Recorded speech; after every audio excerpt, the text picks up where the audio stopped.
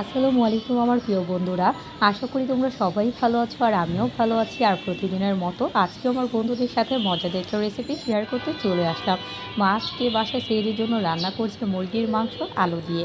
ভাবলাম বন্ধুদের সাথেও শেয়ার করা যাক। প্রতিদিন তো আর মাছের আইটেম রান্না করা যায় না, মাছের পাশাপাশি মাংসটাও মা রান্না করে থাকে।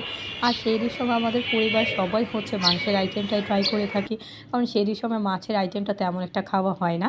আর মা এখানে আলু দিয়ে এই মজাদার রেসিপিটা রান্না করার জন্য মুরগির মাংসে ফ্রাই প্যানে সয়াবিন তেল অ্যাড করে দিল, আর সাথে দিয়ে দিল এলাচ আর দারচিনি। এলাচ আর দারচিনিটা গরম হয়ে আসলে মা এখানে দুটার মতো পেঁয়াজ কুচি দিয়ে দিল, কারণ যে কোনো মাছ ঝোল রেসিপিটা অবশ্যই অল্প একটু পেঁয়াজ কুচি দিয়ে দেয়, এতে ঝোলটা পাতলা ঝোল হয়, খেতে দারুণ লাগে। আর পেঁয়াজটা যেহেতু লাল হয়ে এসেছে আর মা এখানে ঝোলটা ঝাল রান্না করছে, তাই মরিচ আর হলুদের গুঁড়া সাথে অল্প একটু পানি দিয়ে ভালো করে নেড়েচেড়ে মশলাটা কষিয়ে নিচ্ছে। আর মশলাটাতে এখন মা দিয়ে দিচ্ছে আদা বাটা রসুন বাটা, কারণ যে কোনো মাংসের রেসিপিতে আদা বাটা রসুন বাটা দিলে তো দারুণ ফ্লেভার আসে, আর আদা বাটা রসুন বাটা ছাড়া মাংসের রেসিপি খেতে ভালোও লাগে না।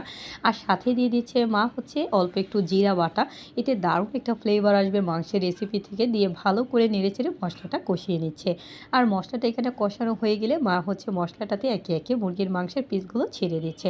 আর আমাদের প্রতিদিনই সেহরিতে মুরগির মাংসটা রান্না করা হয়, সেটা হয় বোনা অথবা ঝোল রান্না, কারণ পরিবারের সবাই সেহরির সময় মাংসটাই বেশিরভাগ খেয়ে থাকে।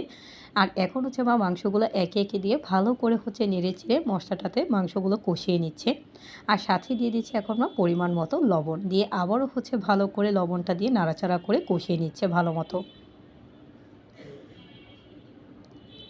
আর মাংসটা এখানে আস্তে আস্তে কষানো হয়ে যাচ্ছে। এখানে মা যেহেতু আলু দিয়ে রান্না করবে, তাই কষানো মশলাটাতে মাংসটার সাথে সাথে মা আলুর পিসগুলো দিয়ে দিচ্ছে। আর এখন মা একে একে আলুগুলো দিয়ে দিল, আগে থেকে কেটে আর ধুয়ে রাখা।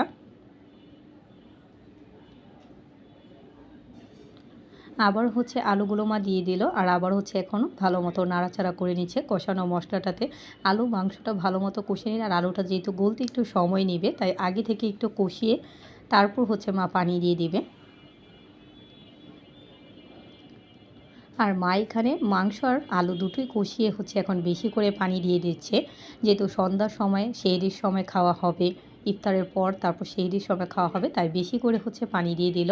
দিয়ে ভালো করে মা নাড়াচাড়া করে নিচ্ছে। আর ঝোলটা একটু শুকিয়ে আসলে আর তেল চলে আসলে মা নামিয়ে নেব। আশা করি আমার বন্ধুদের কাছে আমার মায়ের হাতে এই আলু দিয়ে মুরগির মাংসের ঝোল রেসিপিটা ভালো লেগেছে। আর এখানে ইফতারের আয়োজন করা হচ্ছে, কারণ যেহেতু প্রতিদিনই 30 দিনেই আল্লাহর অশেষ রহমতে ইফতারের আয়োজন হবে। আল্লাহ যতটুকু তৌফিক দান করেছেন সেই অনুযায়ী চেষ্টা করেছি। আশা করি আমার বন্ধুদের কাছে ভালো লেগেছে ভিডিওটা। অবশ্যই লাইক কমেন্ট শেয়ার করতে ভুলবে না। যারা যারা আমাকে সাপোর্ট করছে অসংখ্য ধন্যবাদ। যারা এখনও সাপোর্ট করেনি সাপোর্ট করে ফলো আমার নিত্য নতুন ভিডিও দেখার জন্য। আল্লাহ হাফিজ।